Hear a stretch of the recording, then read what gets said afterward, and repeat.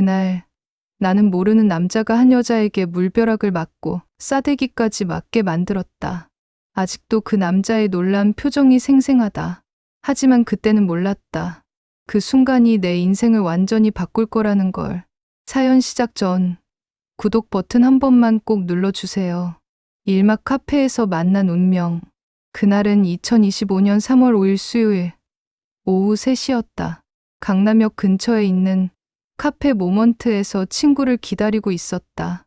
친구는 회사 일로 30분 정도 늦는다고 연락이 왔고 나는 커피를 마시며 시간을 보내고 있었다. 그때였다. 입구 쪽 테이블에 한 남녀가 들어와 앉았다. 남자는 깔끔한 정장 차림의 단정한 인상이었고 여자는 화사한 원피스를 입고 있었다. 분위기상 소개팅이나 미팅 같았다. 나는 별 생각 없이 핸드폰을 보다가 화장실에 가고 싶어졌다. 자리에서 일어나 화장실로 향했다. 화장실 문을 열고 들어가는데 칸막이 안에서 누군가 전화하는 소리가 들렸다. 여자의 목소리였다. 그 목소리가 너무 또렷해서 나도 모르게 귀를 기울이게 됐다. 화장실 칸막이 안에서 여자가 말했다. 오빠, 지금 앉아 있어. 얘 완전 호구 같아. 딱 봐도 순진하게 생겼어. 잠깐의 침묵 후 여자가 다시 말을 이었다. 당연하지. 한 500은 뜯어낼 수 있을 것 같아. 얘가 대기업 다닌대. 조금만 울면서 사정하면 바로 넘어올 타입이야. 내 심장이 빠르게 뛰기 시작했다. 뭔가 이상했다. 이건 분명 범죄였다. 여자가 킥킥거리며 말했다. 알았어, 알았어. 임신했다고 하고 낙태 비용 달라고 할게. 걱정 마. 오늘 저녁에는 현금 들고 만나자. 끊을게. 전화가 끊어지는 소리가 들렸다. 나는 숨을 죽이고 서 있었다. 이게 진짜 꽃뱀이구나. 드라마에서만 보던 일이 눈앞에서 벌어지고 있었다. 화장실 문이 열리고 그 여자가 나왔다. 여자는 거울 앞에서 립스틱을 고치며 미소를 지었다. 순진한 척하는 연습을 하는 것 같았다. 나는 최대한 자연스럽게 화장실을 이용하고 손을 씻었다. 여자가 먼저 화장실을 나갔다. 나는 거울 앞에 서서 생각했다. 저 남자를 구해줘야 할까? 아니면 그냥 모른 척 해야 할까? 하지만 생각할수록 화가 났다. 저렇게 순진하게 생긴 사람을 속여서 돈을 뜯어내다니. 나라도 막아야겠다고 결심했다. 나는 화장실에서 나와 그 테이블 쪽으로 걸어갔다. 심장이 터질 것처럼 빨리 뛰었다. 손바닥에 땀이 났다. 하지만 멈출 수 없었다. 나는 그들의 테이블 앞에 섰다. 남자와 여자가 놀란 표정으로 나를 올려다봤다. 나는 남자를 똑바로 보며 소리쳤다. 당신 지금 뭐 하는 거예요? 남자가 당황한 표정으로 말했다. 네? 저한테 하시는 말씀이세요? 나는 더 큰 목소리로 외쳤다. 나를 임신시켜 놓고 바람을 피우는 거예요. 여기서 다른 여자랑 미팅을 하고 있어요. 카페 안의 모든 사람들이 우리 쪽을 쳐다봤다. 남자의 얼굴이 새하얗게 질렸다. 남자가 황급히 말했다. 잠깐만요. 이게 무슨... 저 이분 모르는데요. 여자가 벌떡 일어나며 소리쳤다. 뭐예요? 임신? 당신 지금 무슨 짓을 한 거예요? 여자는 테이블 위에 있던 물컵을 집어들었다. 그리고 남자의 얼굴에 물을 확 끼얹었다. 남자가 깜짝 놀라며 소리쳤다. 아, 잠깐만요. 오해예요. 하지만 여자는 듣지 않았다. 여자가 손을 들어 남자의 뺨을 세게 때렸다. 찰싹. 카페 안에 싸대기 소리가 울려 퍼졌다. 여자가 분노에 찬 목소리로 말했다. 쓰레기 같은 인간. 다시는 나한테 연락하지 마요. 여자는 가방을 집어들고 카페를 나가버렸다. 남자는 물에 젖은 얼굴을 손으로 닦으며 멍하니 서 있었다. 주변 사람들은 수군거리기 시작했다. 남자가 나를 똑바로 보며 떨리는 목소리로 물었다.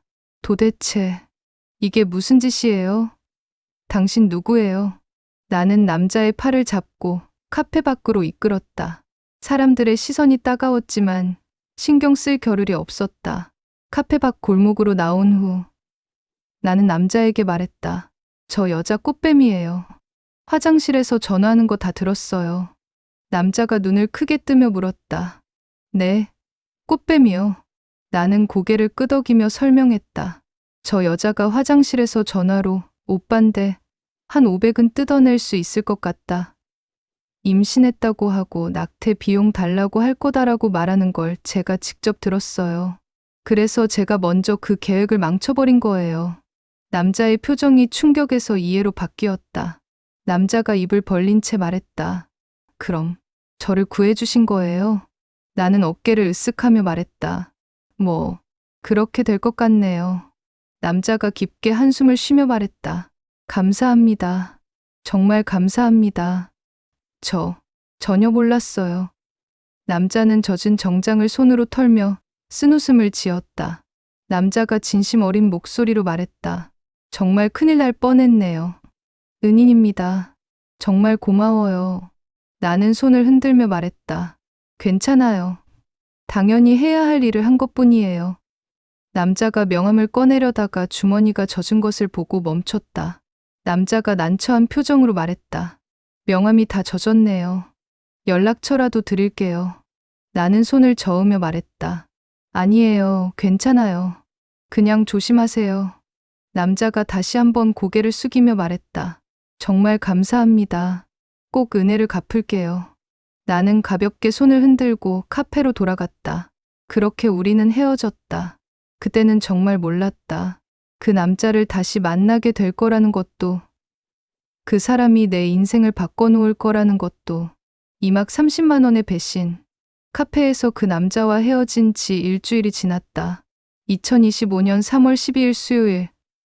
회사에서 점심시간에 핸드폰을 보던 중 엄마에게서 카카오톡이 왔다. 엄마가 보낸 메시지였다.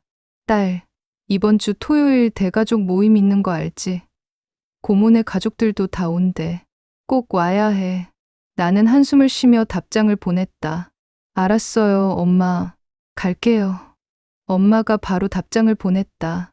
그리고 혹시 남자친구 있으면 데리고 와. 고모가 자꾸 물어봐서. 나는 핸드폰을 내려놓고 머리를 감싸 쥐었다. 대가족 모임. 그 말만 들어도 숨이 막혔다. 특히 사촌동생 유진이 있으면 더 그랬다. 유진은 나보다 2살 어렸지만 대기업에 다니고 남자친구도 있었다. 매번 만날 때마다 자랑하고 나를 은근히 무시했다. 작년 추석 때도 그랬다. 유진이 웃으며 말했었다. 언니, 아직도 남자친구 없어요? 언니도 이제 30 가까운데 빨리 만나야 하는 거 아니에요? 그때 고모가 거들었다. 그러게. 우리 유진이는 좋은 회사 다니는 남자친구도 있고 결혼 준비도 하고 있는데 엄마는 아무 말도 못하고 미안한 표정만 지었다. 나는 그때 너무 창피해서 화장실에 가서 울었다. 그 기억이 아직도 생생했다. 이번 토요일 모임도 똑같을 게 뻔했다. 혼자 가면 또 그런 말을 듣게 될 것이다. 나는 핸드폰을 들고 검색을 시작했다. 남자친구 역할 대행, 데이트 알바, 가짜 남자친구. 그러다가 한 앱을 발견했다. 파트너스 각종 행사 동행 서비스. 앱 설명을 읽어봤다. 결혼식, 동창회, 가족 모임 등 필요할 때 믿을 수 있는 동행자를 연결해 드립니다. 철저한 신원 확인 완료. 후기도 괜찮아 보였다. 별점 4.5점의 이용 후기도 많았다. 나는 앱을 다운받고 회원가입을 했다. 그리고 게시판에 글을 올렸다. 3월 16일 토요일 오후 1시. 강남 레스토랑에서 대가족 모임 동행 구합니다. 남자친구 역할 부탁드립니다. 시간은 약 3시간 예상. 사례비 30만 원.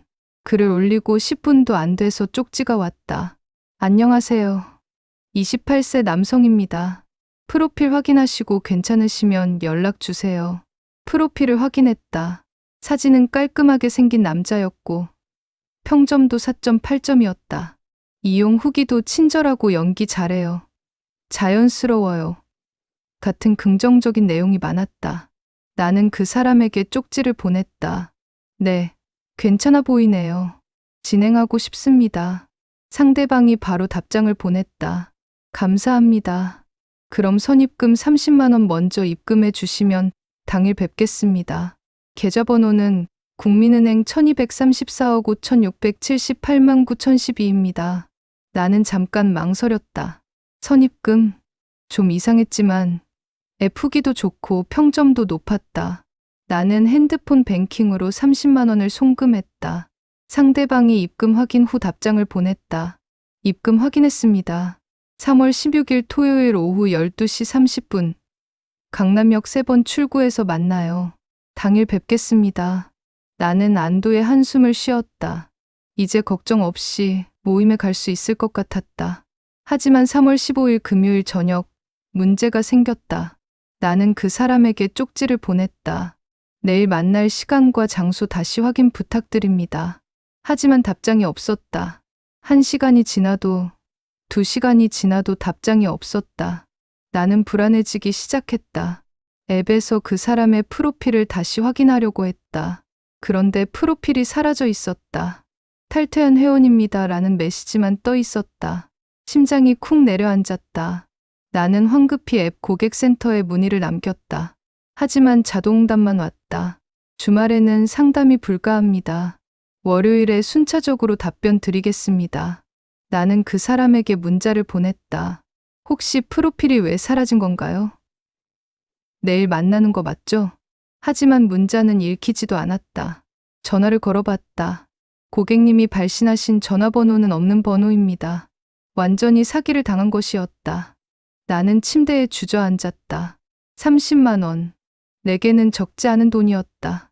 한 달 월급의 10분의 1이었다. 더 큰 문제는 내일 모임이었다. 이제 혼자 가야 했다.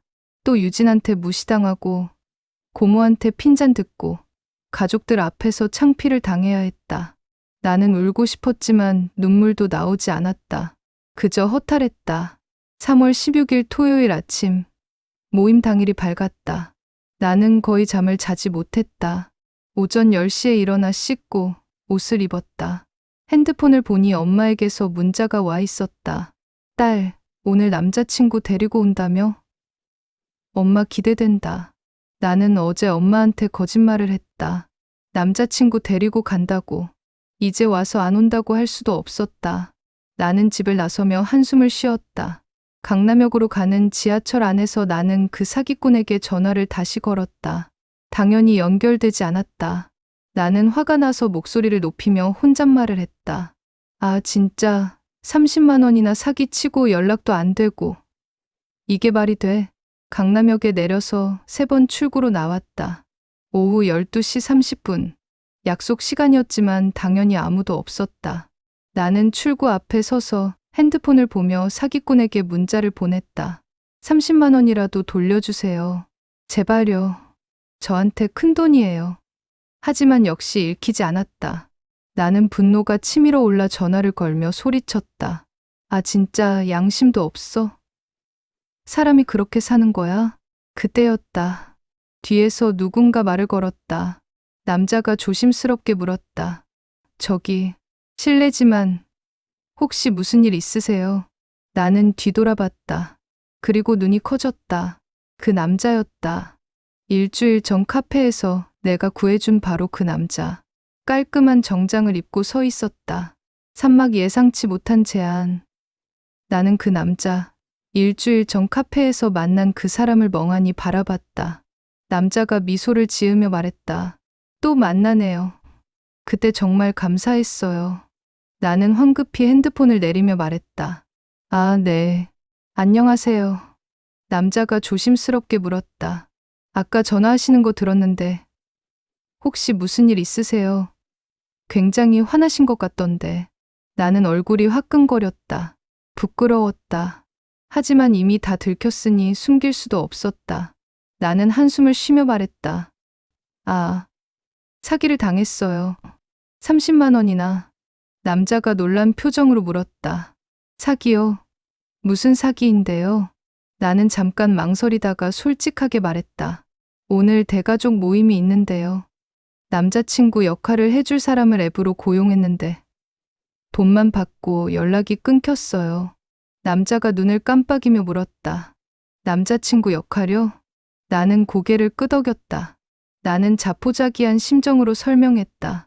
제 사촌동생이 매번 저를 무시하거든요. 남자친구도 없고 대기업도 안 다닌다고. 그래서 이번에는 남자친구라도 데리고 가려고 했는데 말을 하다 보니 눈물이 날 것 같았다. 목소리가 떨렸다. 나는 고개를 숙이며 말했다. 죄송해요. 이런 얘기 들으시려고 시간 내신 거 아니실 텐데. 남자가 잠시 침묵했다. 나는 그가 이상하게 생각할까 봐 걱정됐다. 아니, 당연히 이상하게 생각할 거였다.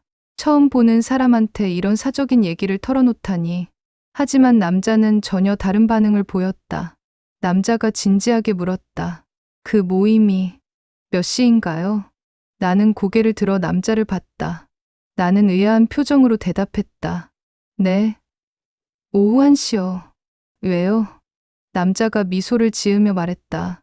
제가 가면 안 될까요? 남자친구 역할로. 나는 눈이 커졌다. 심장이 쿵 하고 뛰었다. 나는 당황하며 물었다. 네.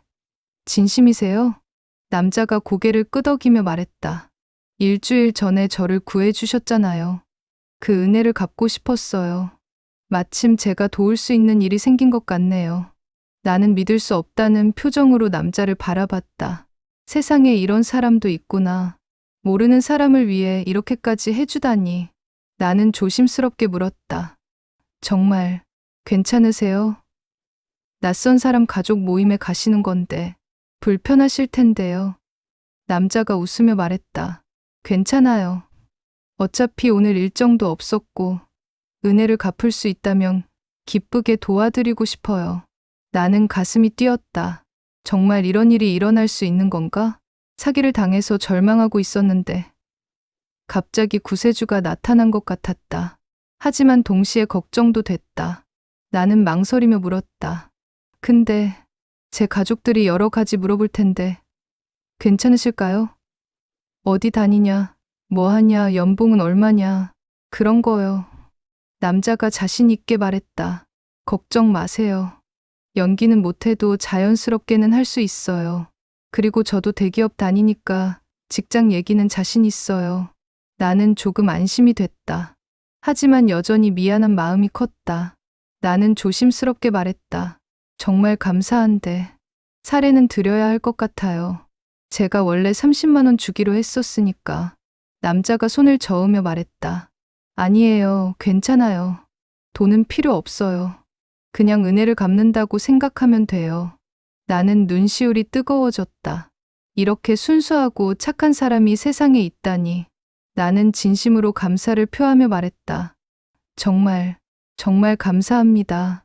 어떻게 은혜를 갚아야 할지 모르겠어요. 남자가 손을 흔들며 말했다. 아니에요. 제가 먼저 은혜를 받았으니까요. 그리고 이름도 모르고 있으면 이상하니까 자기소개부터 할까요? 남자가 손을 내밀었다. 남자가 밝게 말했다. 저는 이준혁이에요. 31살이고요. 나는 그 손을 잡으며 말했다. 저는 김지우예요. 28살이에요. 정말 감사해요. 준혁 씨. 준혁이 웃으며 말했다. 반가워요. 지우 씨. 그럼 모임 장소가 어디예요? 같이 가죠. 나는 핸드폰을 꺼내 주소를 보여줬다. 나는 설명했다. 강남에 있는 라 메종 레스토랑이에요. 여기서 걸어서 10분 정도 거리예요. 준혁이 고개를 끄덕이며 말했다. 알겠어요. 그럼 가면서 얘기 좀 할까요? 서로 어떻게 만났는지, 얼마나 사귀었는지 같은 기본적인 설정을 맞춰야 할 것 같아요. 나는 그의 배려에 감동했다. 정말 디테일까지 신경 써주는 사람이었다. 우리는 강남역에서 레스토랑으로 걸어가기 시작했다. 3월의 따뜻한 햇살이 내리 쏟아졌다. 거리에는 사람들이 분주하게 오갔고 카페에서는 커피 향이 흘러나왔다. 봄 기운이 완연했다. 나는 준혁과 나란히 걸으며 말했다. 우리 만난 지는 6개월 정도로 할까요? 준혁이 고개를 끄덕이며 말했다. 좋아요. 어디서 만났다고 할까요? 나는 잠깐 생각하다가 말했다. 친구 소개로 만났다고 하는 게 자연스러울 것 같아요. 요즘 가장 흔한 경우니까. 준혁이 웃으며 말했다. 좋네요. 친구 소개로 만나서 커피 마시고 그 다음에 영화 보고 그렇게 사귀게 됐다고 할까요? 나는 미소를 지었다. 나는 조금 편안해진 목소리로 말했다. 네, 좋아요. 그리고 준혁 씨는 어디 다니세요? 혹시 말해도 되나요? 준혁이 잠깐 망설이는 것 같더니 말했다. 대한그룹이요. 본사 기획실에 다녀요. 나는 깜짝 놀랐다. 대한그룹? 그건 국내 5대 그룹 중 하나였다. 재계 순위로도 항상 상위권에 드는 대기업이었다. 나는 놀란 목소리로 물었다. 대한그룹이요? 와, 진짜 대기업이네요. 본사 기획실이면 엄청 중요한 부서 아니에요? 준혁이 쑥스럽게 웃으며 말했다. 뭐, 그냥 다니는 거예요. 별거 아니에요. 나는 더욱 주눅이 들었다. 본사 기획실이면 회사의 핵심 인재일 텐데, 그런 사람이 나 같은 중소기업 직원을 도와주겠다고 하다니. 준혁이 나의 표정을 읽었는지 부드럽게 물었다. 지우 씨는 어디 다니세요? 나는 조금 주눅이 들어 작은 목소리로 말했다. 저는 중소기업이에요. 테크솔루션이라고 아마 들어보셨을 것 같진 않은데요. 준혁이 고개를 끄덕이며 말했다. 들어봤어요. IT 솔루션 회사 맞죠? 중소기업 중에서도 기술력 좋다고 소문난 곳이에요. 나는 준혁의 배려 있는 말에 마음이 따뜻해졌다. 사실 우리 회사는 그렇게까지 유명하지 않았다. 준혁이 나를 위로하려고 그렇게 말해준 것 같았다. 우리는 계속 걸으며 대화를 이어갔다. 나는 조심스럽게 물었다. 그런데 가족분들이 저희 관계에 대해 물어보시면 어떻게 대답할까요? 결혼 계획이 있냐든지 그런 거요. 준혁이 생각하다가 말했다. 아직 구체적인 계획은 없지만 진지하게 생각하고 있다고 하면 어떨까요? 너무 급하게 말하면 이상하고 그렇다고 너무 가볍게 말하면 의심받을 것 같아서요. 나는 고개를 끄덕였다. 나는 감탄하며 말했다. 준혁 씨, 정말 꼼꼼하시네요. 이런 것까지 다 생각해 주시고. 준혁이 웃으며 말했다. 일할 때 습관이에요. 기획실에서 일하다 보면 모든 상황을 예상해야 하거든요. 우리는 신호등 앞에서 멈춰섰다. 빨간 불이 켜져 있었다. 준혁이 나를 보며 말했다. 혹시 특별히 조심해야 할 사람이나 주제가 있나요? 미리 알려주시면 실수하지 않을 것 같아서요. 나는 한숨을 쉬며 말했다. 제 사촌 동생 유진이요. 그 애가 저를 제일 많이 무시해요. 대기업 다닌다고 남자친구 있다고 자랑하면서 저를 계속 비교하고. 목소리가 떨렸다. 작년 추석 때 일이 떠올랐다. 나는 이어서 말했다. 작년 추석 때도 제 앞에서 언니는 왜 아직도 남자친구가 없냐? 30 되기 전에 결혼해야 하는 거 아니냐고 놀렸어요. 고모도 거들고 정말 창피했어요. 준혁이 진지한 표정으로 들었다. 준혁이 단호하게 말했다. 걱정 마세요. 오늘은 제가 옆에 있을게요. 누가 뭐라고 해도 지우 씨 편에 설게요. 그의 말에 나는 울컥했다. 이 사람은 정말 천사가 아닐까. 신호등이 초록불로 바뀌었다. 우리는 다시 걸었다. 레스토랑이 점점 가까워졌다. 나는 긴장되기 시작했다. 손바닥에 땀이 났다. 준혁이 내 긴장을 눈치챘는지 물었다. 준혁이 부드럽게 말했다. 많이 떨리세요? 나는 솔직하게 대답했다. 네. 솔직히 무서워요. 또 무시당할 것 같아서요. 준혁이 멈춰 서서 나를 보며 말했다. 지우 씨, 잘 들어요. 지우 씨는 정말 훌륭한 사람이에요. 일주일 전에 카페에서 저를 구해준 것만 봐도 알 수 있어요. 모르는 사람을 위해 그렇게 용기 내는 사람이 얼마나 될까요? 나는 준혁을 바라봤다. 준혁이 계속 말했다. 회사 크기나 연봉으로 사람의 가치가 정해지는 게 아니에요. 지우 씨는 그 자체로 충분히 멋진 사람이에요. 그거 잊지 마세요. 나는 눈물이 날 것 같았다. 이런 말을 해주는 사람이 있을 줄 몰랐다. 나는 떨리는 목소리로 말했다. 고마워요. 준혁 씨, 정말로. 우리는 드디어 레스토랑 앞에 도착했다. 라 메종이라는 간판이 우아하게 걸려 있었다. 유리문 너머로 고급스러운 인테리어가 보였다.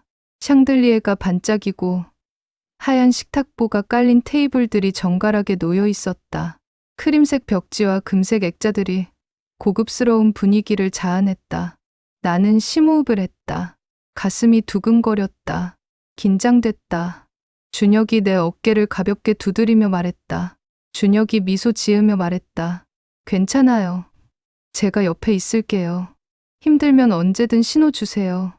제가 알아서 대처할게요. 나는 그를 보며 고개를 끄덕였다. 나는 용기를 내며 말했다. 네. 그럼 들어가 볼까요? 준혁이 문을 열어주며 말했다. 자, 들어가세요. 나는 깊게 숨을 들이마셨다. 준혁과 함께 레스토랑 문을 열고 들어갔다. 안에서는 이미 가족들이 모여 있었다. 엄마가 나를 보고 반갑게 손을 흔들었다. 그리고 엄마 옆에는 고모가 앉아 있었고 그 옆에는 유진이 있었다. 유진은 화려한 원피스를 입고 옆에 남자를 앉혀놓고 있었다. 그 남자가 바로 태민이었다. 유진이 나를 보더니 눈을 크게 떴다. 그리고 내 옆에 있는 준혁을 보고는 놀란 표정을 지었다. 드디어 시작이었다. 사막 조롱의 시간. 우리가 테이블에 다가가자 엄마가 환하게 웃으며 말했다. 어머, 우리 딸 왔네. 그리고 이쪽은? 나는 준혁을 소개하며 말했다. 엄마, 제 남자친구 준혁 씨예요. 엄마가 기뻐하며 말했다. 어머, 반가워요. 앉으세요, 앉으세요. 지우가 남자친구 있다고 했을 때 얼마나 기뻤는지 몰라요. 준혁이 정중하게 인사했다. 준혁이 공손하게 말했다. 안녕하세요, 어머님. 이준혁이라고 합니다. 지우 씨한테 항상 어머님 얘기 많이 들었어요. 뵙게 돼서 영광입니다. 엄마는 완전히 녹아내렸다. 준혁의 예의 바른 태도에 감동한 것 같았다. 엄마가 행복한 표정으로 말했다. 어머, 이렇게 예의 바른 청년은 처음 봐요. 앉아요, 앉아요. 하지만 고모는 달랐다. 고모가 날카로운 눈빛으로 준혁을 훑어보며 말했다. 어머, 남자친구? 처음 듣는데. 지우야, 언제부터 사귄 거야? 나는 미리 맞춘 대로 대답했다. 6개월 정도 됐어요, 고모. 고모가 코웃음을 치며 말했다. 6개월이나? 왜 진작 얘기 안 했어? 숨길 게 있었나? 나는 억지 웃음을 지으며 말했다. 아니에요. 조금 더 확실해지면 소개하려고 했어요. 그때 유진이 끼어들었다. 유진이 비꼬는 듯한 미소를 지으며 말했다. 언니, 대단하네요. 갑자기 남자친구가 생기다니. 근데 준혁 씨는 뭐 하시는 분이에요? 준혁이 차분하게 대답했다. 대한그룹 본사에서 일하고 있습니다. 순간 테이블에 정적이 흘렀다. 대한그룹? 엄마와 고모가 눈이 커졌다. 삼촌과 작은아버지도 놀란 표정으로 준혁을 쳐다봤다. 하지만 유진은 표정이 굳었다. 유진도 대한그룹 계열사에서 일했기 때문이다. 유진이 날카롭게 물었다. 어머, 진짜요? 저도 대한그룹 계열사 다니는데 어느 부서세요? 혹시 저희 회사예요? 준혁이 미소를 지으며 말했다. 본사 기획실입니다. 유진의 표정이 더욱 굳어졌다. 입술을 깨물었다. 본사 기획실은 대한그룹에서도 최상위 엘리트들만 가는 부서였다. 고모가 놀라며 물었다. 어머, 본사 기획실이면 정말 대단한 곳인데 거기 들어가기 엄청 어렵다면서요? 준혁이 겸손하게 말했다. 운이 좋았습니다. 유진이 억지 웃음을 지으며 말했다. 아, 그렇구나. 저는 마케팅 쪽이에요. 본사는 아니고 계열사죠. 유진의 목소리에 패배감이 묻어났다. 그때 유진의 남자친구 태민이 끼어들었다. 태민이 으스대며 말했다. 저는 중견기업에서 영업팀 과장으로 일하고 있습니다. 작년에 실적 1등 했죠. 회사에서 표창도 받았어요. 준혁이 정중하게 고개를 끄덕이며 말했다. 대단하시네요. 영업은 정말 힘든 일인데. 하지만 태민은 준혁의 겸손한 태도를 약점으로 본 것 같았다. 태민이 비웃듯이 말했다. 기획실이면 뭐 하세요? 구체적으로 실적 내는 부서는 아니잖아요. 그냥 회의실에서 보고서나 쓰는 거 아니에요? 분위기가 순간 차가워졌다. 너무 무례한 질문이었다. 준혁이 침착하게 대답했다. 전략 기획을 담당하고 있습니다. 회사 전체의 방향성을 설정하고 신사업을 발굴하는 일이요. 말씀하신 대로 보고서도 많이 씁니다. 태민이 코웃음을 쳤다. 태민이 무시하는 투로 말했다. 아, 책상에서 보고서나 쓰는 일이군요. 저는 현장에서 직접 계약 따내고 매출 올리는 일 하는데 손에 땀을 쥐고 고객 설득하고 그런 거요. 나는 속이 부글부글 끓었다. 태민의 무례한 태도가 참을 수 없었다. 준혁이 이렇게까지 도와주는데 저런 말을 듣다니. 하지만 준혁은 전혀 동요하지 않았다. 준혁이 차분하게 말했다. 현장에서 뛰시는 분들 정말 존경합니다. 그분들이 있어야 회사가 돌아가죠. 저는 그냥 뒤에서 지원하는 역할이에요. 준혁의 겸손한 태도에 나는 감동했다. 저렇게 무례한 말을 들어도 화내지 않고 오히려 상대를 인정해 주다니. 하지만 유진과 태민은 더 우쭐해졌다. 유진이 태민의 팔을 꼭 잡으며 말했다. 오빠는 정말 대단해. 현장에서 뛰는 게 진짜 실력이지. 태민이 어깨를 으쓱이며 말했다. 뭐 실력으로 인정받는 거죠.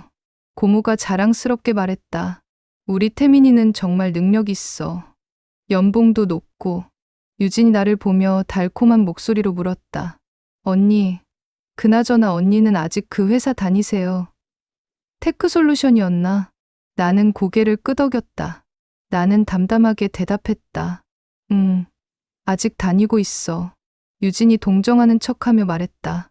언니 나이가 이제 28인데 중소기업 다니면 미래가 좀 불안하지 않아요? 연봉도 낮을 텐데 이직 생각은 안 해봤어요? 나는 입술을 깨물었다. 유진의 말은 언제나 날카로웠다. 겉으로는 걱정하는 척하지만 실제로는 무시하는 것이었다. 나는 억지 웃음을 지으며 말했다. 지금 회사가 괜찮아서 이직은 생각 안 하고 있어. 고모가 유진의 말에 거들었다. 고모가 한숨을 쉬며 말했다. 그러게. 우리 유진이는 대한그룹 계열사에서 벌써 대리까지 올라갔는데 26세 대리면 정말 빠른 거야. 연봉도 5천만 원 넘는다며? 유진이 겸손한 척하며 말했다. 에이, 엄마. 그런 얘기 왜 해요? 창피하잖아요. 하지만 유진의 입꼬리는 올라가 있었다. 자랑하고 싶어서 안달이었다. 유진은 일부러 손으로 머리를 쓸어 넘기며 고급 시계를 보여줬다. 태민이 팔짱을 끼고 말했다. 저는 작년에 연봉 6천만 원 받았어요. 올해는 7천 넘을 것 같고요. 보너스 포함하면 8천까지도 가능해요. 엄마가 불편한 표정으로 말했다. 뭐, 돈이 다는 아니잖아. 건강하고 행복하면 되는 거지. 하지만 고모가 엄마의 말을 잘랐다. 고모가 날카롭게 말했다. 돈이 다는 아니지. 근데 돈이 없으면 결혼도 못하고 애도 못 낳고 제대로 살 수는 없잖아. 요즘 세상에 돈 없으면 아무것도 못해. 나는 주먹을 꽉 쥐었다. 손톱이 손바닥을 파고들었다. 참아야 했다. 여기서 화내면 또 참을성 없다. 예민하다는 소리를 들을 게 뻔했다. 삼촌이 조심스럽게 말했다. 그래도 지우는 성실하게 일하잖아. 그게 중요하지. 하지만 고모가 코웃음을 쳤다. 고모가 비꼬며 말했다. 성실한 건 좋지. 근데 그것만으로는 부족해. 요즘 세상이 얼마나 경쟁이 심한데. 좋은 회사 다니고 연봉 많이 받아야 결혼도 하고 애도 낳지. 유진이 내 표정을 보고 만족스러운 듯 미소 지었다. 유진이 태민의 팔을 붙잡으며 말했다. 오빠, 우리 내년에 결혼하잖아. 신혼집은 강남으로 알아보고 있어요, 고모. 고모가 기뻐하며 말했다. 어머, 그래. 강남이면 집값이 얼마나 비싼데. 정말 잘 됐다. 평수는 얼마로 알아보는데? 태민이 으쓱하며 말했다. 전세 5억짜리 알아보고 있어요. 34평형이요. 곧 계약할 거예요. 강남에서도 좋은 위치고요. 엄마의 얼굴이 어두워졌다. 엄마는 나를 걱정스럽게 쳐다봤다. 엄마의 눈빛에 미안함이 가득했다. 나는 견딜 수 없었다. 숨이 막혔다. 가슴이 답답했다. 이 자리에서 도망치고 싶었다. 작은아버지가 분위기를 바꾸려고 말했다. 음식이나 시키자.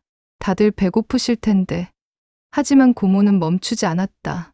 고모가 나를 보며 물었다. 지우야, 너는 언제 결혼할 거야? 이제 나이도 있는데. 28이면 결혼 준비해야 하는 나이잖아. 나는 대답하기 전에 유진이 끼어들었다. 유진이 웃으며 말했다. 언니는 아직 계획 없을걸요? 준혁 씨랑 사귄 지도 얼마 안 됐잖아요. 6개월이면 아직 초반이죠. 태민이 준혁을 보며 물었다. 근데 준혁 씨는 집 있으세요? 요즘 결혼하려면 집이 있어야 하는데. 갑작스러운 질문에 분위기가 싸늘해졌다. 너무 무례한 질문이었다. 처음 만난 사람한테 집이 있냐고 묻다니 준혁이 침착하게 대답했다. 아직 전세로 살고 있습니다. 태민이 코웃음을 치며 말했다. 아, 전세요? 저는 곧 5억짜리 전세 들어가는데 몇 억짜리 전세세요? 준혁이 담담하게 말했다. 2억 정도입니다. 태민이 비웃으며 말했다. 2억이요? 요즘 2억이면 서울 외곽도 힘든데 어디 사세요? 나는 더 이상 참을 수 없었다. 손이 떨렸다. 하지만 준혁이 내 손을 살짝 잡았다. 테이블 밑에서 따뜻한 온기가 전해졌다. 준혁이 부드럽게 속삭였다. 괜찮아요. 조금만 참아요. 나는 준혁을 봤다. 그의 눈빛이 나를 안심시켰다. 유진이 거들었다. 유진이 동정하는 척하며 말했다. 준혁 씨, 대한그룹 다니시면서 아직 집이 없으세요? 좀 의외네요. 본사 기획실이면 연봉이 꽤 되실 텐데. 준혁이 미소를 지으며 말했다. 아직 저축하는 중입니다. 태민이 으스대며 말했다. 저는 이미 2억은 모았어요. 부모님 도움 없이 제 힘으로요. 영업하면서 인센티브 많이 받았거든요. 유진이 자랑스럽게 말했다. 오빠 정말 대단하죠? 스스로 다 해결하는 사람이에요. 고모가 나를 보며 한숨을 쉬었다. 고모가 걱정하는 척하며 말했다. 지우 엄마, 솔직히 지우 걱정되지 않아? 나이도 이제 30 가까운데 중소기업의 연봉도 낮고 남자친구는 생겼다지만 집도 없고 이러다 결혼식이 놓치는 거 아니야? 엄마가 난처한 표정으로 말했다. 언니, 그런 말 좀. 하지만 고모는 계속했다. 고모가 목소리를 높이며 말했다. 내가 왜 이런 말 하는 줄 알아? 조카니까 걱정되는 거지. 여자는 나이가 중요한데 이러다 30 넘으면 정말 힘들어진다고. 우리 유진이 봐. 26에 벌써 결혼 준비하잖아. 나는 눈물이 날 것 같았다. 입술을 깨물었다. 눈가가 뜨거워졌다. 준혁이 내 손을 더 세게 잡았다. 그리고 고모를 향해 입을 열었다. 준혁이 차분하지만 단호한 목소리로 말했다. 실례지만 지우 씨는 정말 훌륭한 사람입니다. 회사 규모나 연봉으로 사람을 평가하시는 건 좀 부적절한 것 같습니다. 고모가 눈을 크게 뜨며 말했다. 뭐, 지금 나한테 뭐라고 한 거야? 분위기가 급격히 얼어붙었다. 태민이 비웃으며 말했다. 참 용감하시네요. 처음 만난 자리에서. 유진이 쏘아보며 말했다. 준혁 씨, 우리 엄마가 걱정해서 하시는 말씀인데 왜 그렇게 나오세요? 오막 균열의 시작. 준혁은 전혀 흔들리지 않았다. 오히려 더욱 차분한 표정으로 고모를 바라봤다. 준혁이 정중하지만 단호하게 말했다. 걱정해 주시는 마음은 감사합니다. 하지만 지우 씨는 자신의 일에 최선을 다하는 훌륭한 사람입니다. 회사 규모로 사람의 가치를 판단하는 건 옳지 않다고 생각합니다. 고모가 얼굴을 붉히며 말했다. 지금 내가 조카 걱정하는 건데 내가 뭔데 나한테 그런 식으로 말해? 태민이 비웃으며 거들었다. 태민이 조롱하듯 말했다. 참 용감하시네요. 처음 만난 자리에서 어른한테 그렇게 말씀하시고 예의가 없으신 거 아니에요? 유진이 쏘아보며 말했다. 준혁 씨, 우리 엄마가 걱정해서 하시는 말씀인데 왜 그렇게 나오세요? 언니를 위해서 하시는 말씀인데. 나는 준혁이 걱정됐다. 내 때문에 준혁이 공격받고 있었다. 내가 나서야 할 것 같았다. 하지만 준혁이 내 손을 꼭 잡으며 눈빛으로 말했다. 괜찮아요. 준혁이 침착하게 말했다. 예의 없게 들리셨다면 죄송합니다. 하지만 제가 보는 지우 씨는 정말 멋진 사람입니다. 일주일 전에 저를 위기에서 구해준 은인이기도 하고요. 엄마가 놀라며 물었다. 어머, 무슨 일이 있었어요? 준혁이 미소 지으며 말했다. 지우 씨가 카페에서 저를 사기꾼으로부터 구해줬어요. 용기 있게 나서서 저를 도와줬죠. 모르는 사람을 위해 그렇게 할 수 있는 사람이 얼마나 될까요? 엄마의 눈이 촉촉해졌다. 엄마가 자랑스럽게 말했다. 그랬구나. 우리 딸이 원래 그래요. 남 도와주는 거 좋아해요. 하지만 고모는 코웃음을 쳤다. 고모가 비꼬며 말했다. 그래, 착하긴 하지. 근데 착한 것만으로는 세상을 못 살아. 능력이 있어야지. 태민이 거들었다. 태민이 으스대며 말했다. 맞아요. 요즘 세상은 실력으로 말하는 거예요. 저도 회사에서 실적으로 인정받았고, 그래서 빠르게 승진했어요. 착한 건 기본이고, 거기에 능력까지 있어야 하는 거죠. 유진이 준혁을 보며 날카롭게 물었다.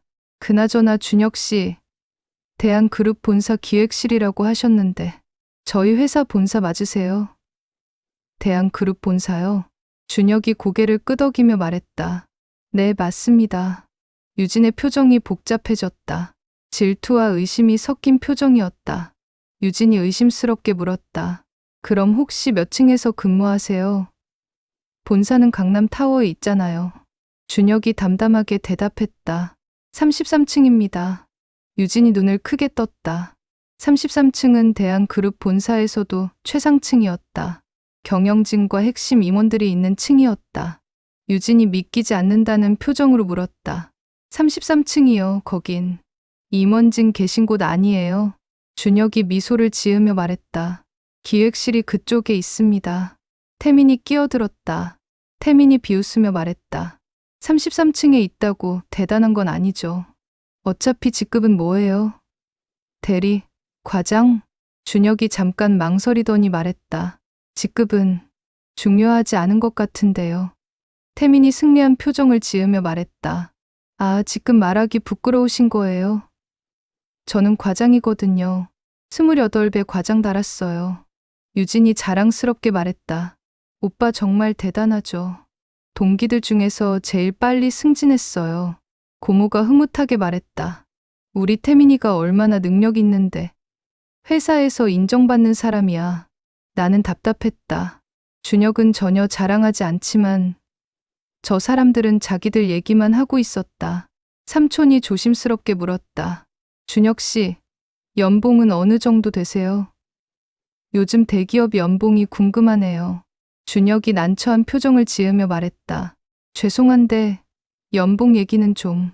태민이 비웃으며 말했다. 아, 말하기 부끄러우신 거구나.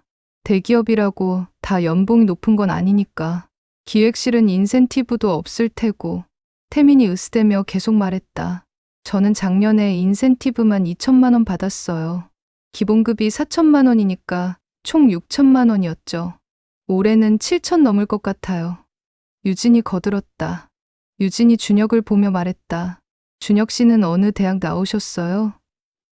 대한그룹 본사면 당연히 SKY 출신이시겠죠?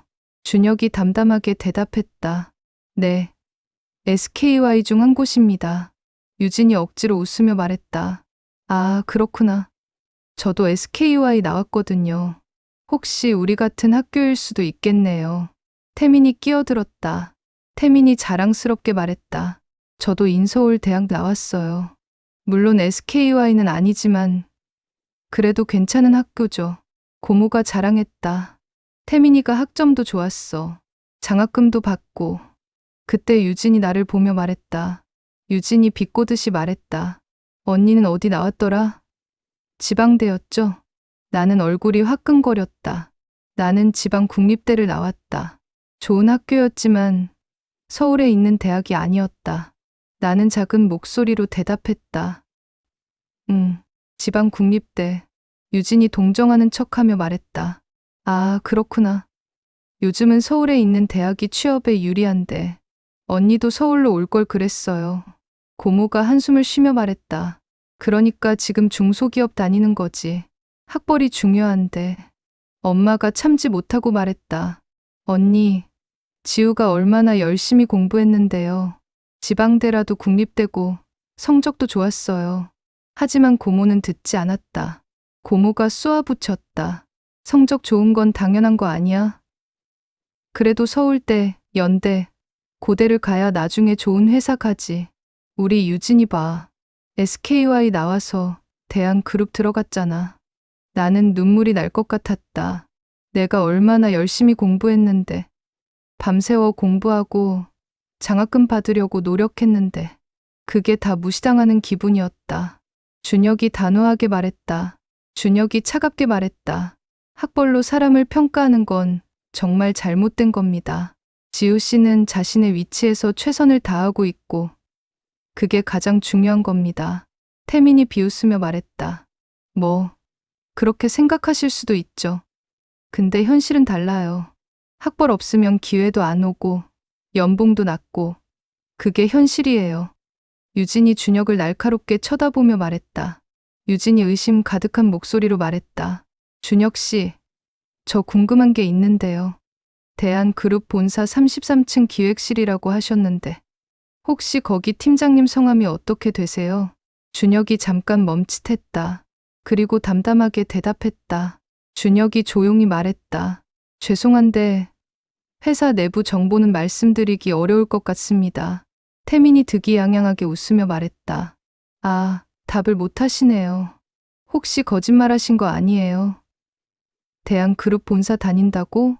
유진이 거들었다. 유진이 의심스럽게 말했다. 맞아요. 저도 대한그룹 계열사 다니는데 본사 사람들 어느 정도는 알거든요. 근데 준혁 씨는 처음 보는 것 같은데요. 고모가 날카롭게 말했다. 설마 거짓말한 거 아니겠지? 지우 체면 세워주려고? 나는 심장이 쿵 내려앉았다. 준혁이 거짓말쟁이로 몰리고 있었다. 내 때문에. 하지만 준혁은 전혀 당황하지 않았다. 오히려 미소를 지었다. 준혁이 차분하게 말했다. 거짓말은 아닙니다. 증명이 필요하시면 명함을 드릴 수 있습니다. 유진이 코웃음을 치며 말했다. 명함이요? 명함은 누구나 만들 수 있잖아요. 요즘 인터넷에서 가짜 명함도 많이 만들고. 태민이 거들었다. 태민이 비웃으며 말했다. 맞아요. 명함 정도로는 증명이 안 되죠. 사원증이나 보여주시죠. 회사 메일도 있을 거 아니에요. 준혁이 핸드폰을 꺼내며 말했다. 사원증은 회사에 두고 왔지만 명함과 회사 메일은 보여드릴 수 있습니다. 준혁이 지갑에서 명함을 꺼냈다. 깔끔한 흰색 명함이었다. 대한그룹의 로고가 금색으로 새겨져 있었다. 준혁이 명함을 테이블 위에 놓으며 말했다. 여기 있습니다. 유진이 명함을 집어들었다. 그리고 눈이 점점 커졌다. 얼굴이 창백해졌다. 유진이 떨리는 목소리로 읽었다. 대한그룹, 회장실, 전략기획본부, 이준혁. 태민이 명함을 빼앗아 보더니 얼어붙었다. 고모가 물었다. 왜? 뭐라고 써 있는데? 유진이 명함을 내려놓으며 떨리는 목소리로 말했다. 회장실이요. 회장실 전략기획본부. 테이블에 정적이 흘렀다. 육막 진실의 폭로. 고모가 명함을 가져가 보더니 눈이 커졌다. 고모가 떨리는 목소리로 말했다. 회장실. 이게 진짜야? 엄마도 놀란 표정으로 준혁을 쳐다봤다. 삼촌과 작은아버지도 술렁였다. 준혁이 담담하게 말했다. 네, 진짜입니다. 제가 대한그룹 회장실 전략기획본부에서 일하고 있습니다. 태민이 명함을 다시 보며 말했다. 회장실이면 그럼 임원이세요? 준혁이 잠깐 망설이더니 조용히 말했다. 직급에 대해서는 말씀드리기 어렵습니다. 유진이 얼굴이 하얗게 질린 채 물었다. 혹시 회장님과 관련이? 준혁이 침묵했다. 그 침묵이 모든 것을 말해주는 것 같았다. 고모가 황급히 태도를 바꾸며 말했다. 어머, 그렇다면 정말 대단하신 분이네요. 제가 잘못 봤어요. 죄송합니다. 하지만 준혁의 표정은 차가웠다. 준혁이 냉정하게 말했다. 괜찮습니다. 하지만 제 직급이나 지위와 상관없이 지우 씨를 그렇게 대하신 건 옳지 않았습니다. 태민이 당황하며 말했다. 저희가 좀 실례했네요.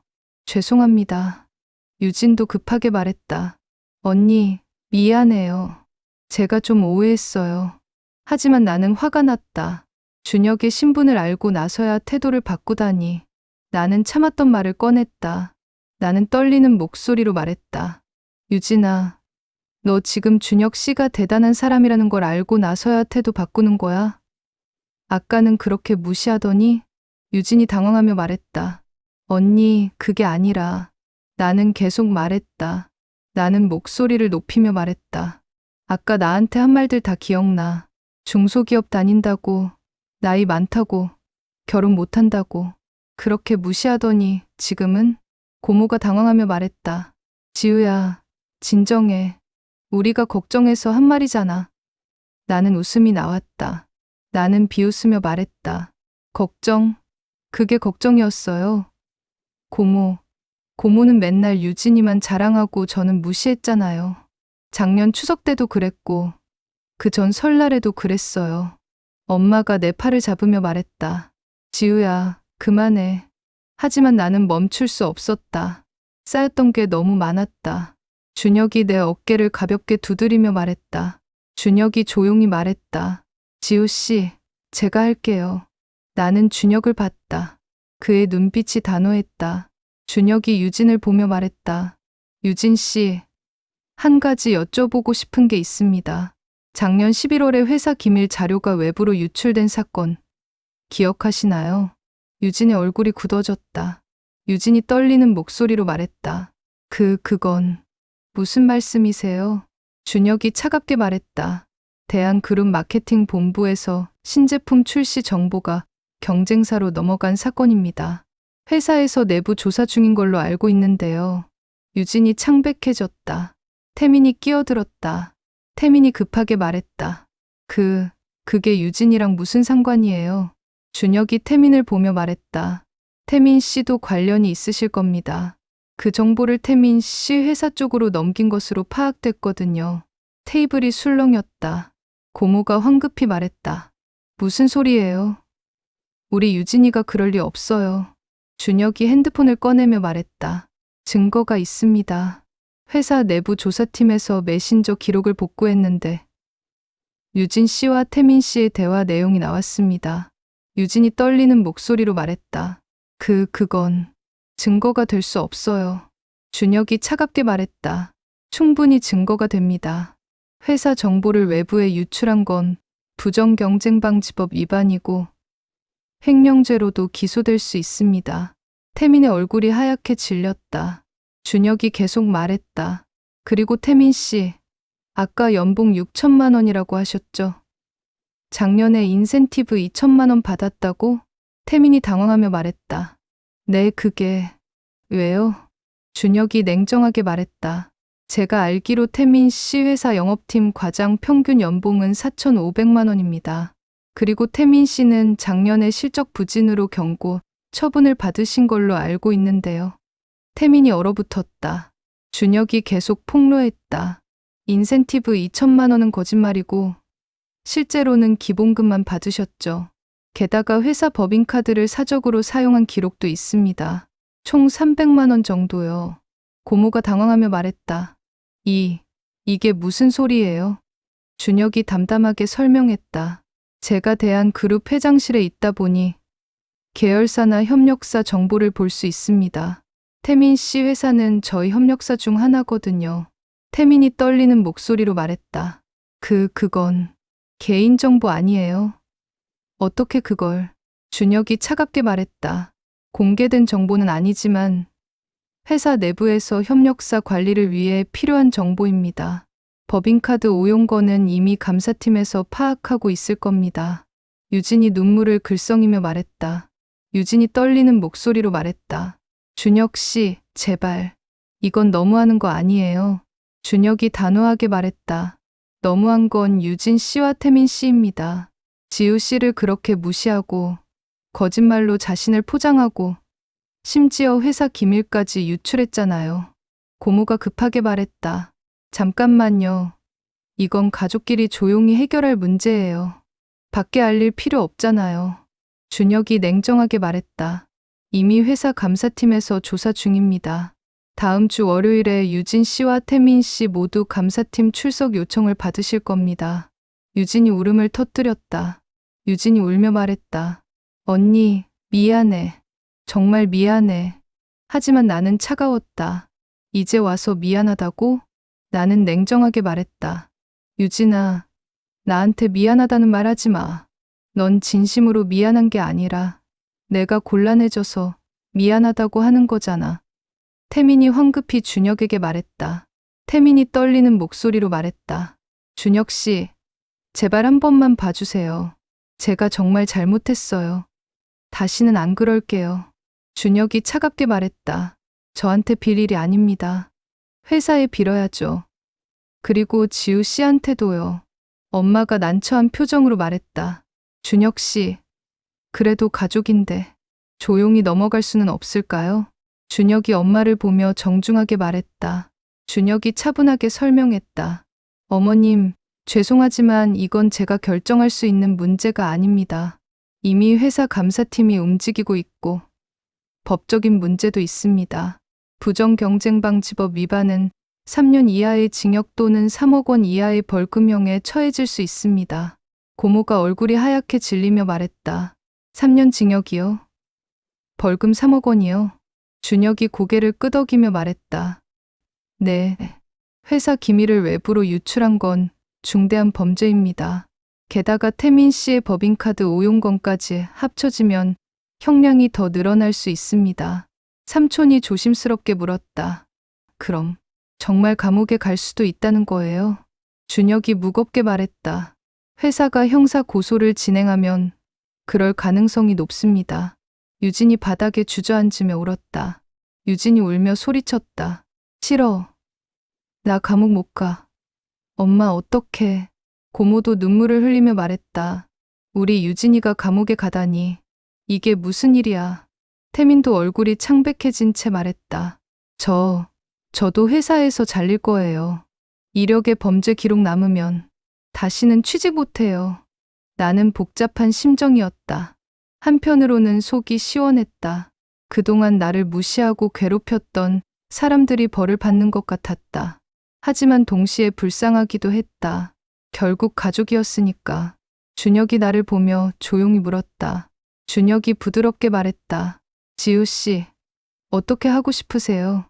나는 유진을 봤다. 유진은 바닥에 주저앉아 울고 있었다. 고모도 옆에서 울고 있었다. 나는 한숨을 쉬며 말했다. 준혁 씨, 잠깐 밖에서 얘기할 수 있을까요? 준혁이 고개를 끄덕이며 말했다. 네, 그럽시다. 우리는 자리에서 일어나 레스토랑 밖으로 나갔다. 시원한 바람이 불었다. 나는 준혁을 보며 물었다. 나는 조심스럽게 물었다. 유진이랑 태민, 정말 감옥 가는 거예요? 준혁이 진지하게 말했다. 회사가 고소를 진행하면 그럴 가능성이 높습니다. 하지만 나는 준혁의 말을 기다렸다. 준혁이 계속 말했다. 제가 회장실에 있으니까 어느 정도 영향력은 있습니다. 지우 씨가 원한다면 선처를 요청할 수는 있어요. 대신 유진 씨는 회사에서 해고될 거고 태민 씨도 마찬가지일 겁니다. 나는 생각했다. 유진이 회사에서 해고되면 큰 타격일 거였다. 태민도 마찬가지고. 하지만 그들은 나를 그렇게 무시했다. 나는 깊게 숨을 들이마시고 말했다. 나는 천천히 말했다. 저도 그 사람들한테 화는 나요. 정말 많이 나요. 그런데 결국 가족이잖아요. 감옥까지는 너무한 것 같아요. 준혁이 부드럽게 미소 지으며 말했다. 지우 씨다워요. 착하시네요. 나는 쓴웃음을 지었다. 나는 말했다. 착한 게 아니라 그냥 제가 그 사람들처럼 되고 싶지 않은 거예요. 복수는 하고 싶지만 파멸까지 원하지는 않아요. 준혁이 고개를 끄덕이며 말했다. 알겠습니다. 그럼 제가 선처를 요청하겠습니다. 대신 조건이 있습니다. 나는 물었다. 무슨 조건이요? 준혁이 단호하게 말했다. 유진 씨와 태민 씨가 지우 씨한테 진심으로 사과할 것. 그리고 앞으로 다시는 이런 식으로 지우 씨를 대하지 않을 것. 이 두 가지입니다. 나는 고개를 끄덕였다. 나는 말했다. 좋아요. 그렇게 해주세요. 우리는 다시 레스토랑 안으로 들어갔다. 유진과 태민은 여전히 울고 있었고 가족들은 난처한 표정을 짓고 있었다. 준혁이 차분하게 말했다. 준혁이 선언했다. 지우 씨의 부탁으로 제가 선처를 요청하겠습니다. 형사 고소는 하지 않도록 하겠습니다. 대신 두 분 모두 회사에서는 해고될 것이고 다시는 지우 씨를 이런 식으로 대해서는 안 됩니다. 유진이 눈물을 닦으며 말했다. 언니, 정말 고마워. 미안해. 정말 미안해. 태민도 고개를 숙이며 말했다. 지우 씨, 죄송합니다. 제가 정말 잘못했습니다. 고모도 눈물을 흘리며 말했다. 지우야, 고마워. 고모가 정말 미안하다. 나는 아무 말도 하지 않았다. 그냥 고개만 끄덕였다. 엄마가 내 손을 잡으며 말했다. 딸, 괜찮아? 나는 엄마를 보며 미소 지었다. 네, 엄마. 괜찮아요. 식사는 그렇게 끝났다. 더 이상 아무도 자랑하거나 무시하지 않았다. 7막 새로운 시작. 6개월이 지났다. 2025년 9월.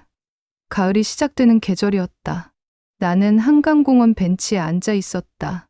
따뜻한 햇살이 내리쏟아지고 단풍이 물들기 시작한 나무잎들이 바람에 흔들렸다. 하늘은 높고 파랬고 구름은 솜사탕처럼 부드러워 보였다. 옆에는 준혁이 앉아 있었다. 우리는 손을 꼭 잡고 있었다. 준혁이 미소 지으며 말했다. 날씨 정말 좋다. 이런 날은 나오길 잘한 것 같아. 나는 고개를 끄덕이며 말했다. 요즘 회사 일이 바빠서 산책도 못했는데 오늘은 정말 좋네. 그렇다. 나는 이제 새로운 회사로 이직했다. 중견기업이었지만 전보다 훨씬 좋은 조건이었다. 연봉도 올랐고 업무 환경도 좋았다. 무엇보다 준혁이 추천서를 써줬다. 그의 추천 덕분에 면접에서 좋은 인상을 줄 수 있었다. 준혁이 내 손을 꼭 잡으며 말했다. 새 회사는 어때? 적응 잘 되고 있어? 나는 환하게 웃으며 말했다. 정말 좋아. 동료들도 친절하고 상사도 괜찮으시고 무엇보다 일이 재미있어. 준혁이 흐뭇하게 웃었다. 준혁이 자랑스럽게 말했다. 잘 됐다. 지우 씨 능력이면 어디 가도 잘할 거라고 생각했어. 나는 준혁의 어깨에 기대며 말했다. 다 준혁 씨 덕분이야. 준혁 씨가 그날 도와주지 않았으면 어떻게 됐을까. 준혁이 내 머리를 쓰다듬으며 말했다. 무슨 소리야. 지우 씨 스스로 이뤄낸 거지. 우리는 잠시 조용히 앉아 한강을 바라봤다. 자전거 타는 사람들, 산책하는 연인들, 강아지와 뛰어노는 아이들. 평화로운 일상이었다. 그때 핸드폰이 울렸다.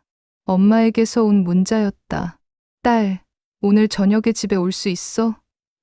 유진이가 너 보고 싶다는데. 나는 문자를 보고 잠시 생각했다. 유진. 그 후로 유진은 대한그룹에서 해고됐다. 준혁이 선처를 요청했지만 회사는 기밀 유출에 대해 엄격했다. 유진은 퇴사 처리됐고 이력에도 문제가 생겼다. 태민도 마찬가지였다. 법인카드 오용건으로 회사에서 해고됐고 유진과도 헤어졌다. 결국 강남 전세 계획도 무산됐다. 준혁이 내 표정을 보고 물었다. 준혁이 조심스럽게 말했다. 유진 씨한테서 연락 왔어? 나는 고개를 끄덕이며 말했다. 엄마가 유진이가 나 보고 싶대. 준혁이 물었다. 만날 거야? 나는 잠시 망설이다가 말했다. 글쎄, 아직도 좀 복잡해. 그때 일이 쉽게 잊혀지지 않거든. 준혁이 내 손을 꼭 잡으며 말했다. 지우 씨가 결정해. 내가 어떤 결정을 하든 지지할게. 나는 준혁을 보며 미소 지었다. 정말 든든한 사람이었다. 나는 엄마에게 답장을 보냈다. 알았어요, 엄마. 저녁에 갈게요. 그날 저녁, 나는 준혁과 함께 엄마 집으로 갔다. 현관문을 열고 들어가니 엄마가 반갑게 맞아줬다. 엄마가 환하게 웃으며 말했다. 어서 와, 딸. 준혁 씨도 왔네. 어서 들어와. 우리는 거실로 들어갔다. 그리고 유진이 소파에 앉아 있는 것을 봤다. 유진은 많이 변해 있었다. 화려했던 옷차림 대신 수수한 티셔츠와 청바지를 입고 있었고 얼굴에는 화장기가 거의 없었다. 무엇보다 표정이 달랐다. 예전의 오만한 모습은 사라지고 조용하고 겸손해 보였다. 유진이 나를 보고 일어서며 말했다. 유진이 떨리는 목소리로 말했다. 언니, 와줘서 고마워. 나는 아무 말 없이 소파에 앉았다. 준혁도 내 옆에 앉았다. 유진이 고개를 숙이며 말했다. 언니, 그동안 정말 미안했어. 내가 너무 잘못했어. 나는 유진을 바라봤다. 진심이 느껴졌다. 유진이 계속 말했다. 회사에서 해고되고 태민이랑도 헤어지고 모든 게 무너졌어. 처음에는 언니를 원망했어. 언니가 준혁 씨를 데려왔기 때문에 이렇게 됐다고 생각했어. 나는 표정이 굳어졌다. 하지만 유진이 급하게 말을 이었다. 유진이 눈물을 글썽이며 말했다. 근데 시간이 지나면서 깨달았어. 내가 잘못한 거였어. 내가 언니를 무시하고 거짓말하고 회사 기밀까지 유출하고 모든 게 내 잘못이었어. 유진이 눈물을 닦으며 말했다. 지난 6개월 동안 정말 많이 반성했어. 나는 언니가 부러워서 그랬던 것 같아. 나는 놀라서 물었다. 내가 부러웠다고? 유진이 고개를 끄덕이며 말했다. 응, 언니는 진짜 착했잖아. 항상 다른 사람 도와주고 성실하게 살고 나는 그런 언니가 부러웠어. 근데 그걸 인정하기 싫어서 오히려 언니를 무시했던 것 같아. 엄마가 옆에서 말했다. 유진이가 지난 몇 달 동안 정말 많이 달라졌어. 지금은 작은 회사에서 일하면서 열심히 살고 있어. 유진이 조심스럽게 말했다. 유진이 떨리는 목소리로 말했다. 언니, 나 용서받을 자격은 없는 거 알아. 근데 정말 진심으로 미안해. 그리고 고마워. 그때 준혁 씨한테 선처 부탁해줘서. 나는 유진을 바라봤다. 마음 한구석이 아팠다. 결국 우리는 사촌이었고 어렸을 때는 함께 놀기도 했었다. 나는 깊게 숨을 들이마시고 말했다. 나는 천천히 말했다. 유진아, 솔직히 아직도 화는 나. 내가 나한테 했던 말들, 그때 느꼈던 수치심, 그게 쉽게 지워지진 않아. 유진이 고개를 숙였다. 나는 계속 말했다. 근데 너도 많이 힘들었을 것 같아. 회사 잃고 남자친구도 잃고 그리고 지금 진심으로 반성하는 것 같으니까. 나는 잠시 멈췄다가 말했다. 용서할게. 완전히 다 잊을 수는 없겠지만 너를 용서할게. 유진이 눈물을 흘리며 말했다. 언니, 정말 고마워. 정말, 정말 고마워. 엄마도 눈물을 닦으며 말했다. 딸, 고마워. 엄마도 미안했어. 그때 너를 더 지켜주지 못해서. 나는 엄마의 손을 잡으며 말했다. 괜찮아요, 엄마. 이제 다 지난 일이에요. 준혁이 부드럽게 말했다. 준혁이 유진에게 말했다. 유진 씨, 이번 일을 교훈 삼아 더 나은 사람이 되길 바랍니다. 사람의 가치는 직위나 연봉으로 정해지는 게 아니니까요. 유진이 고개를 끄덕이며 말했다. 네, 이제 알았어요. 준혁 씨 말씀 정말 맞아요. 우리는 그날 저녁을 함께 먹었다. 엄마가 정성껏 준비한 음식들이 식탁 가득 놓였다. 된장찌개, 불고기, 나물 반찬들, 그리고 김치. 유진은 예전처럼 자랑하지 않았다. 조용히 밥을 먹으며 가끔 미안하다는 표정을 지었다. 식사를 마치고 나올 때 유진이 나를 배웅하며 말했다. 유진이 진심 어린 목소리로 말했다. 언니, 정말 행복해 보여. 준혁 씨랑 잘 어울려. 나는 미소 지으며 말했다. 고마워, 유진아. 유진이 조심스럽게 물었다. 언니, 우리 다시 예전처럼 가까워질 수 있을까? 나는 잠시 생각하다가 말했다. 시간이 걸리겠지. 근데 노력하면 가능할 것 같아. 유진이 환하게 웃었다. 그 미소는 진심이었다. 나는 준혁과 함께 엄마 집을 나왔다. 밤 공기가 시원했다. 별들이 반짝이고 있었다. 준혁이 내 손을 잡으며 말했다. 준혁이 부드럽게 말했다. 잘했어.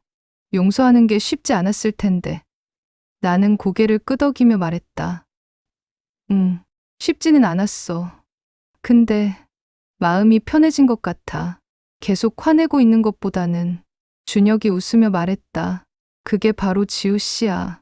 착하고 멋진 사람. 우리는 손을 꼭 잡고 걸었다.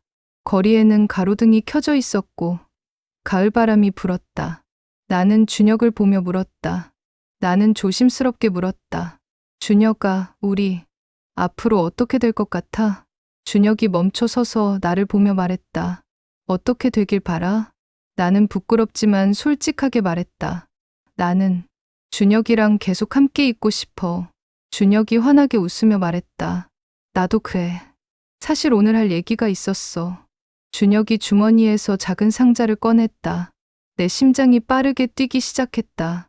준혁이 상자를 열며 말했다. 준혁이 진지하게 말했다. 지우 씨, 나랑 결혼해 줄래?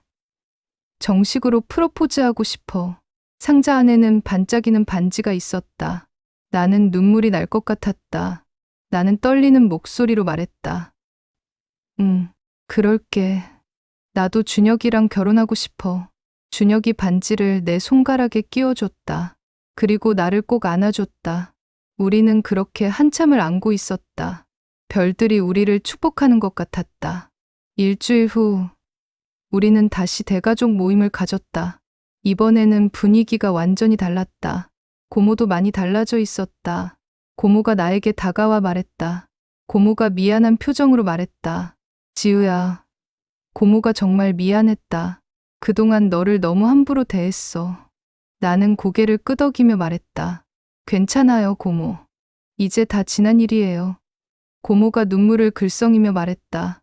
우리 유진이가 많이 달라졌어. 이제는 겸손하게 살려고 노력하고 있어. 너 덕분이야. 나는 미소 지으며 말했다. 유진이가 노력한 거예요. 준혁이 모두에게 우리 결혼 소식을 알렸다. 가족들은 모두 축하해 줬다. 엄마는 눈물을 흘리며 기뻐했다. 엄마가 내 손을 꼭 잡으며 말했다. 딸, 정말 좋은 사람 만났구나. 엄마 너무 행복해. 나는 엄마를 안으며 말했다. 저도 행복해요, 엄마. 식사가 끝날 무렵 준혁이 일어서서 말했다. 준혁이 모두를 보며 말했다. 오늘 이렇게 모두 모인 김에 말씀드리고 싶은 게 있습니다. 제가 지우 씨를 처음 만난 건 우연이었지만 사랑하게 된 건 필연이었습니다. 지우 씨는 정말 훌륭한 사람입니다. 앞으로 제가 평생 지우 씨를 행복하게 해주겠습니다. 모두가 박수를 쳤다. 나는 눈물이 났다. 행복한 눈물이었다. 그날 집에 돌아오는 길, 나는 준혁에게 말했다. 나는 행복하게 말했다. 준혁아, 고마워. 내 인생에 와줘서. 준혁이 웃으며 말했다. 나야말로 고마워. 그날 카페에서 날 구해줘서. 우리는 손을 꼭 잡고 걸었다. 앞으로의 미래가 기대됐다. 함께라면 무엇이든 할 수 있을 것 같았다. 오늘의 이야기가 마음에 남으셨다면 구독 버튼 꼭 한 번만 눌러주세요. 그리고 댓글로 함께 마음을 나눠주세요. 여러분의 작은 응원이 다음 이야기를 이어가는 큰 힘이 됩니다. 끝까지 시청해 주셔서 감사합니다.